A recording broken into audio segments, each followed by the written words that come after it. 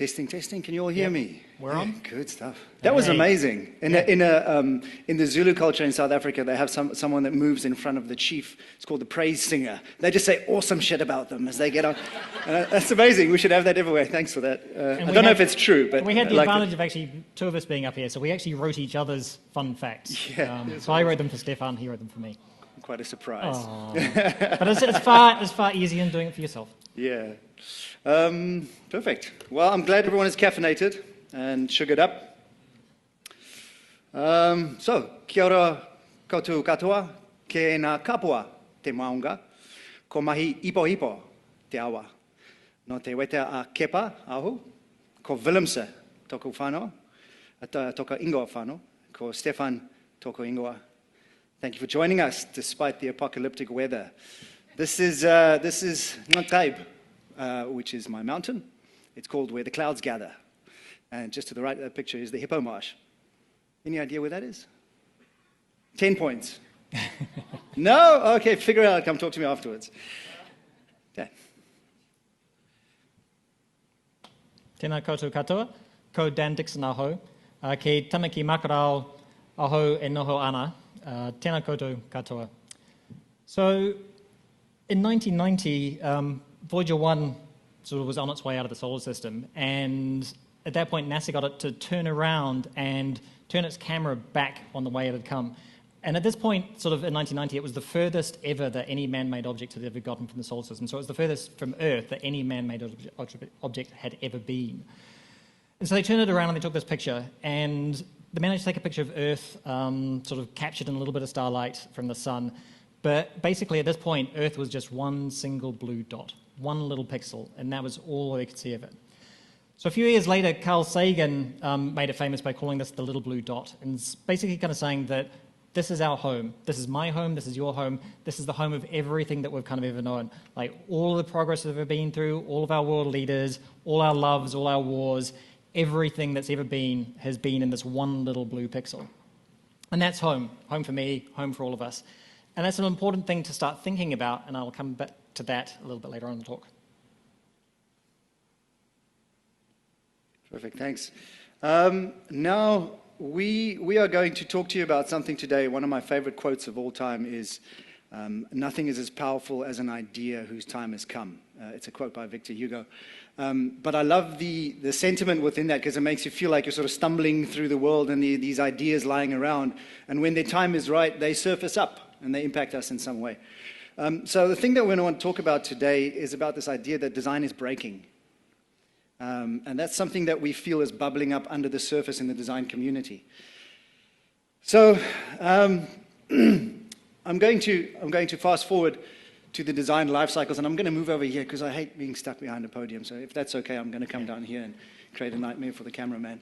But I want to talk to you about the design life cycles as an example of how design is breaking. What I mean by that is what you see here is a product that is perfectly feasible, it's perfectly viable, it's making a lot of money, it's even desirable because it fits into human hands and it comes in perfect sort of human bite-sized portions. But there are problems to this, right? And if we look at the next picture, we have designed employment problems, right? We have design-led, tech-enabled success stories Silicon Valley tells us about exploiting working people. 10x exploitation, 10x at scale, right? If we want to use those buzzwords. And we have things like design conversations that are failing, the systems of engagement that were designed to bring the world closer together actually doing exactly the opposite. And tearing us apart. And so our challenge for this talk and the idea that we want to talk to you about is that, oh, excuse me, can I go back? The little red button. Oh, there we go, the little red button. Takes a second. The challenge we want to ask you today is can design rise to meet the challenges of our times? And this is what our talk is about, whether we can rise as a community in the way that we practice design, in the way that we do things to meet the challenges of our times. Okay. But hang on a second, Stephan. I think, are we actually talking about design practice itself, or are we actually talking about the outputs of design here? Or is that what you're trying to kind of point your fingers at when we're talking about design failing or design breaking here? Is it our practice as designers, or is it what we're turning out there and putting out there into the world? And so just to think a little bit about design, you can think about it as just there's a bit of input, there's some process, and then output. So what we're looking at here maybe is just the symptoms, that output of design. So is our design practice itself at fault here? Or is it something else in here, like the input or the process? So what's actually going on in here? What's going on in this stage here? Oh, it's a bit jerky. And so I thought what I'll do is actually just rewind it a little bit and talk a little bit about kind of the history of design over the last century or the last 70 years. So how did we get to this point? So if you think back to the 50s and 60s, people started getting interested in design and trying to kind of apply scientific processes to it and turning it into a design science. It could be applied to problem solving in all sorts of different ways. In the 60s and onwards, the Scandinavians actually started getting into cooperative and participative design practices, which are really kind of, if you look back at them now, are really cutting edge. But it's because of the language barrier, didn't really make it out of Scandinavia very, very quickly. Then in the 70s and 80s, people started getting interested in, like, well, design is actually a different way of doing things, fundamentally different, and getting interested in kind of like designerly ways of knowing and design understanding and kind of what is that actual process of design and how is it different from doing other forms of problem solving or other forms of creativity. And then through the end of the 80s and 90s, we get into user-centered design and finally into human-centered design, where actually we're kind of taking some of these design ideas and finally putting them kind of like hand in hand with technology, and design and technology start becoming closer and closer and closer together. And then from sort of 2000s onwards, we get this kind of explosion of design as design thinking, human-centered design, IDEO, and the D-School popularized these ideas. But a lot of what they're trying to do when they're doing design is to take this idea of like how messy design is, and this is a diagram known as the design squiggle that was come up by Damien Newman. He created it when he was working at Xerox back in the early 90s, and this was a way for him to talk to his clients about like what does design feel like, and it's like messy at one end and eventually it kind of straightens out. And this was incredibly popular sort of for the next 10 or 20 years, and it always showed up in conferences. I remember kind of like just about every talk about design would have the design squiggle in it and say this is design. But in the last 60 or 70 years, it really has been taking this design squiggle and trying to turn it into something like this. Because the squiggle is kind of messy.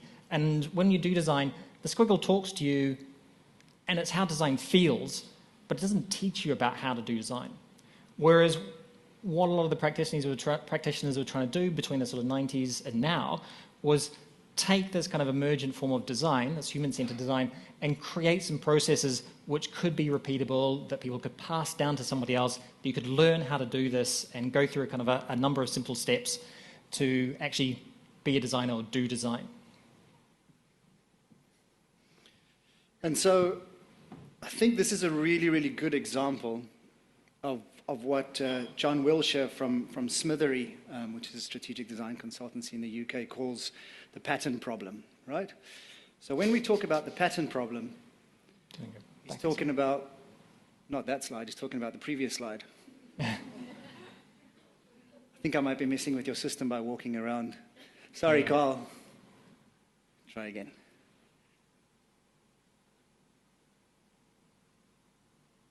Thinking. Okay, 1 second. Oh, no, it's almost there. You just have to read it out. Yeah, I think so. Try one last time, otherwise I'll just tell you about the pattern problem. Yeah. See, when you work in emerging tech, you can't get this thing to work.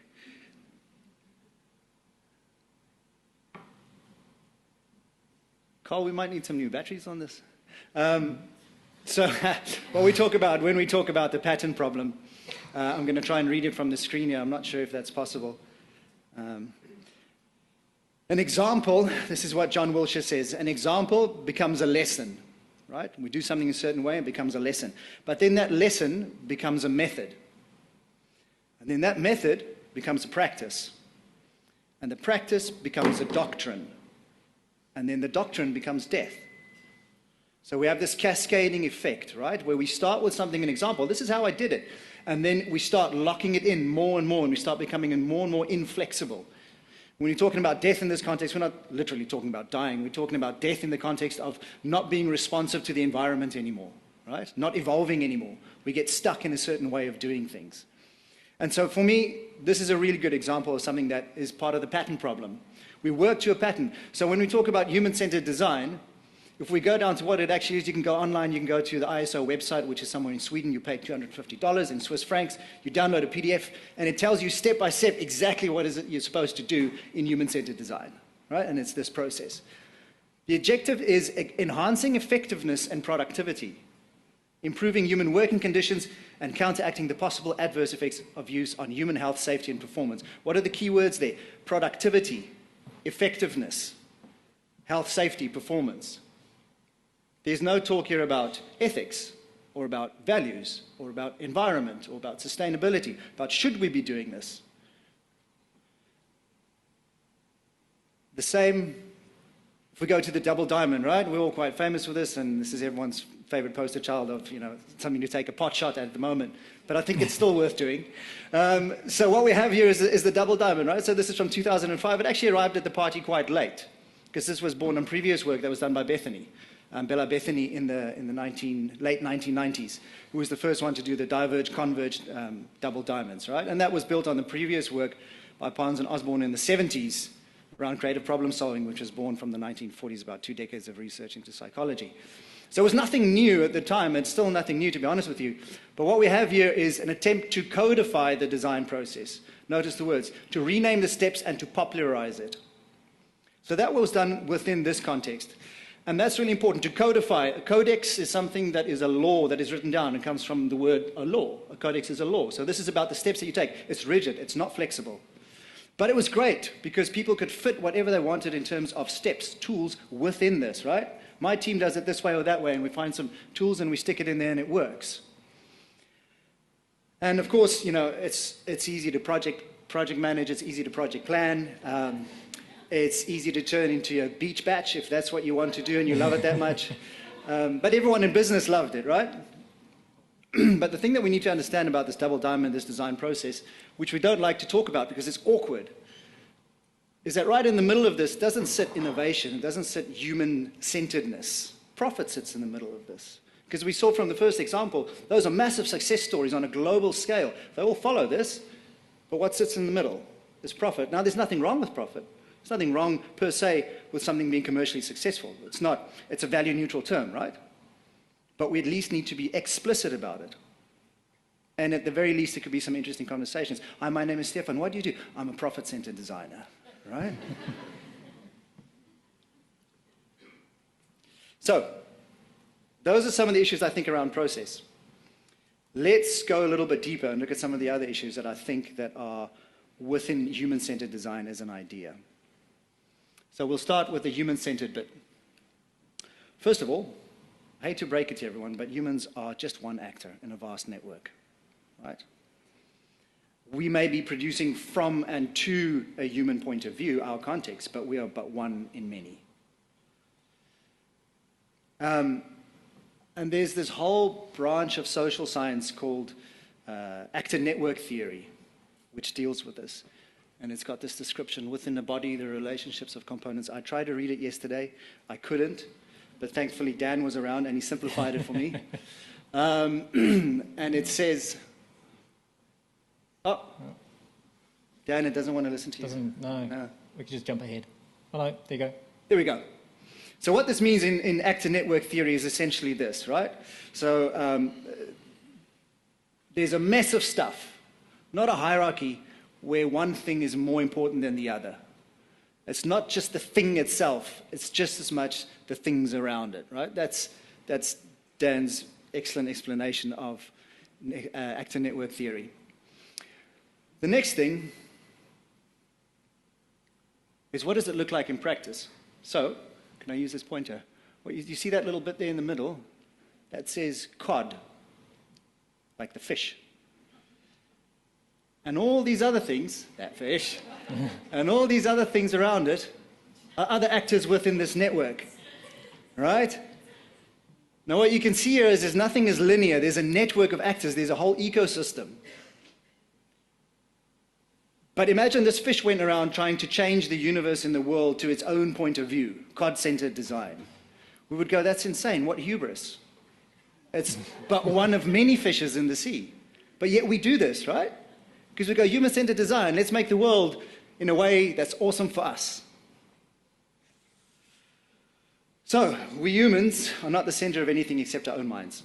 And that's the point I want to make with this. If you go into any kind of non-Western philosophy, indigenous knowledge, one of the key things that is part of that is this idea that we are not the center of anything. You are not the center of the universe. If anything, you're just a voice inside your own head. And everything that's done around that is to remind us of the fact that we are part of one small part of a much bigger whole. But Dan doesn't always agree with me. No. No. Actually, but in this I do agree with Stephan. And I think what Stephan's trying to talk about here is this idea of anthropocentrism, right? That we believe that we are the center of everything, that we're the center of the universe, that we are the most important beings, that somehow because we are sentient and rational, we are different from everything else. But one of the interesting things is that sort of contemporary behavioral science is pointing out to us that we're far less rational than we'd like to believe ourselves to be. In fact, possibly even far less sentient than we'd like to believe ourselves to be. And so that leads us on to this idea of, like, if we're trying to go from anthropocentrism to a post-anthropocentrism, which is a hard thing to keep saying over and over again, it's a good tongue twister, we're trying to move from being like effectively human to post-human. And this is not the sort of post-human that sort of comes out of extropian sort of science fiction, right? This kind of idea of augmenting yourself with bionics or uploading your consciousness into a computer. This is the idea of kind of like the post-human as sort of described by authors like Donna Haraway or Rosie Bardotti or Catherine Hales. The idea that there are not really any clear divisions between being human and everything else. And I think as we kind of like, as our technology develops, we're getting more and more enmeshed in it. And it doesn't need to have sort of bionics or us to be augmented by computers for us to be enmeshed with computers. We already are. And as designers and working in UX, we're currently doing that. We are enmeshing people in the technology. We're turning them already into cyborgs. And so that boundary between those sort of different categories, so what is human and animal, what is man-made and natural, technology and the environment, us and technology, those are breaking down. And we're part of that process and possibly part of the problem and can be part of the solution. And so to move from that just anthropocentrism as a problem to like a post-human design, there's sort of one first thing that we want to do and we want to kind of really stress is that the human individual, and that's not to say the human race, but the human individual is not the most important thing. But when I say that, I don't want to kind of get to this point where we're trying to sort of throw out the last 20 or 30 years of thinking around human-centered or user-centered design and that technology is important again, but actually all of the other stuff that's out there, right? If you think about that COD network, right, we're looking at all of that network, not just the COD or not just in technology.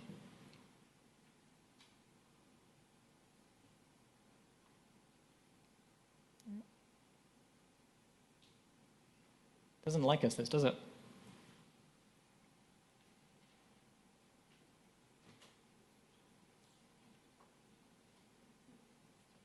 Maybe if I walk over this way.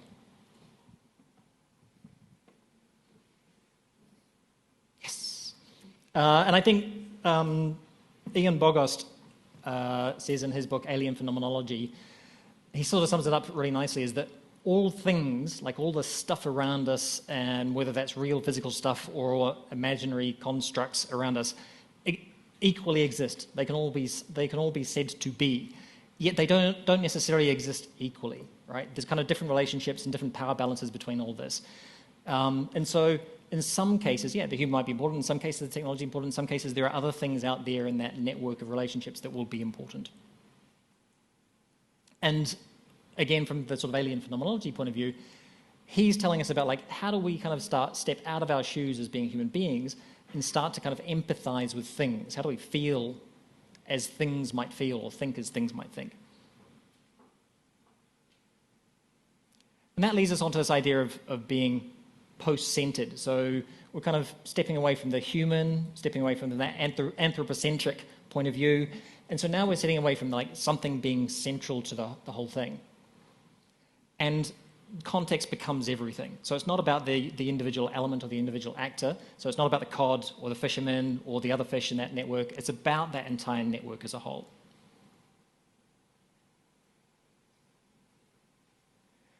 And if we move to that idea where context is everything and not the individual elements within that, then it becomes a really complex picture, just like that cod picture was. But we have to accept that complexity.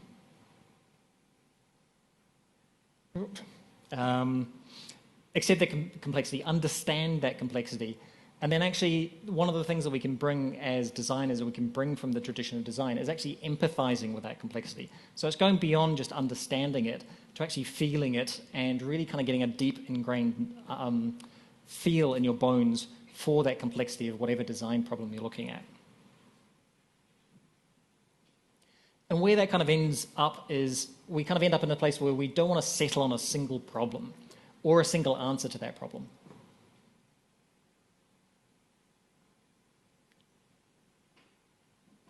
So we move from a situation that we kind of recognize from design at the moment, where we go out there and we hunt for a problem, right? And we kind of like narrow it down until there's a single problem, and that problem, and we kind of create a problem statement around it.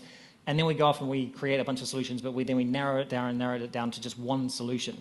And so we're throwing away all the rest of that understanding and all the rest of that empathy. So in this post-centered point of view, we're going to move from that problem and solution to actually thinking about all of the problems in there and actually trying to keep a hold of all those problems in our head, empathizing with all those problems. And not just thinking about them in one solution, but what are the interventions that we make based on those problems? And then when we make those interventions, how does it then actually come back and change those problems in the first place? Because we're all aware of the idea of unintended consequences out of design, and many of the stuff that Stephan was talking about at the beginning weren't intended by either the companies that did them or the designers, but there are unintended consequences of that.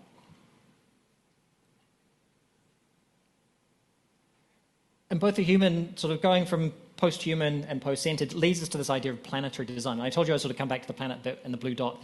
And this is where the blue dot thinking kind of really helps us, because we are that blue dot. Everything that we design is interrelated with the rest of the world, and we should be thinking that way as opposed to trying to have everything kind of like beautifully siloed off or boundaried off into our little design problems. Everything we create, everything we do has the possibility to impact everything else. In fact, it does impact everything else. We're just not sure exactly how it does that. The next problem in human-centered design we brought up is actually the design bit. So even if we're thinking about planetary, we've still got design. And I think one of the problems with design is that it's actually a really ambiguous word. Are we all actually doing design? Do we need a different word to actually kind of sum up what this is? Do we need to like creative problem solving or innovation processes or design thinking? The list can kind of go on, and there's all sorts of different approaches and methods that people are trying to come up with, which are effectively all slightly different flavors of design. So does design as a term help us?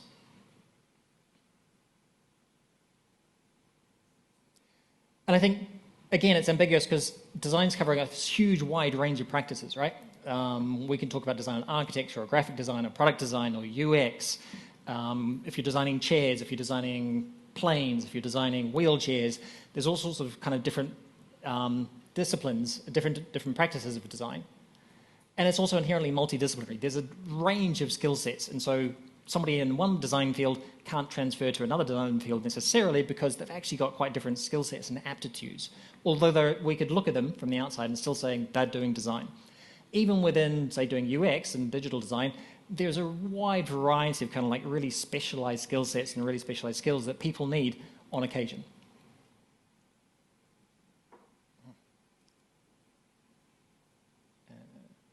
And the other thing is that it's got diverse goals and outcomes. I mean, some of the design we're doing is designing products, like actually physical products. Some of it is designing services. Some of the product design we're doing is looking at aesthetics. Some of it's looking at functionality or ergonomics. And we're not necessarily looking at all of them at the same time. So if design is such a problematic term and it's ambiguous, do we still want to keep it? And I think, yes, we do want to keep design because it's got this strong tradition. There's a whole bunch, the human race's kind of history of design that we can bring in. And there's one thing particularly today that I'm going to hand back to Stephan to talk about, that we want to pick out and talk about? So I think there's a really interesting concept that the philosopher Daniel Dennett talks about. There's a book called Intuition, Pumps and Other Tools for Thinking. If you can get it, it's a great book. One of his core concepts there is that a blacksmith makes their own tools, right? So he makes the point that as a philosopher, you engage with the world using new tools, because new tools give you new ways of thinking. And so you end up finding different ways of looking at the same thing. So this book is filled with all sorts of mental tools that you can use for thinking as a philosopher. But designers can do the same thing and must do the same thing, right?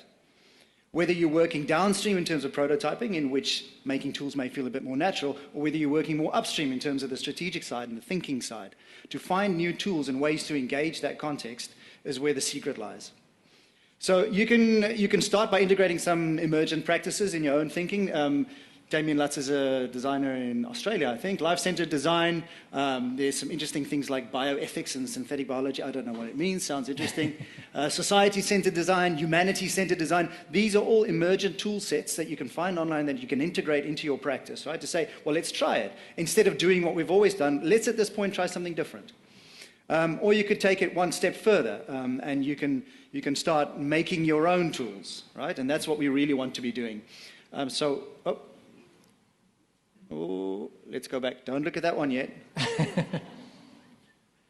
You can start making your own tools. You can start making a kind of like a futures framework that nobody has ever used, but maybe someday someone will. They can help you look at what's happening in the future and how it could impact you.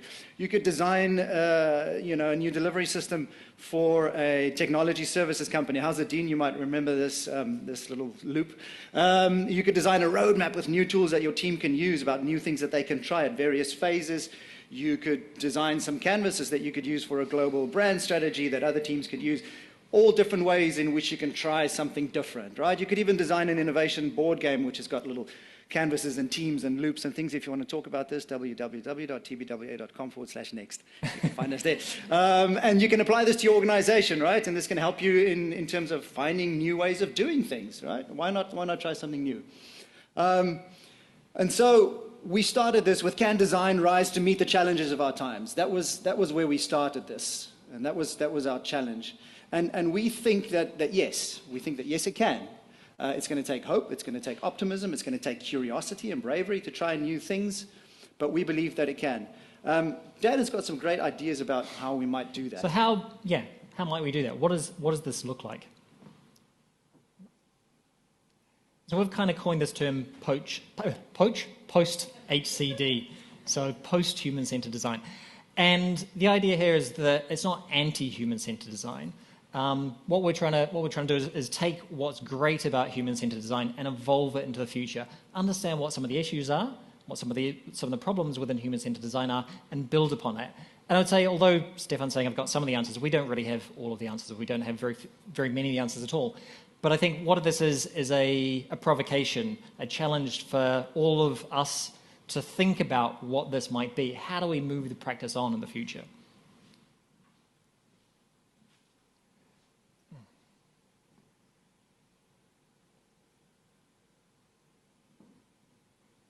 There we go.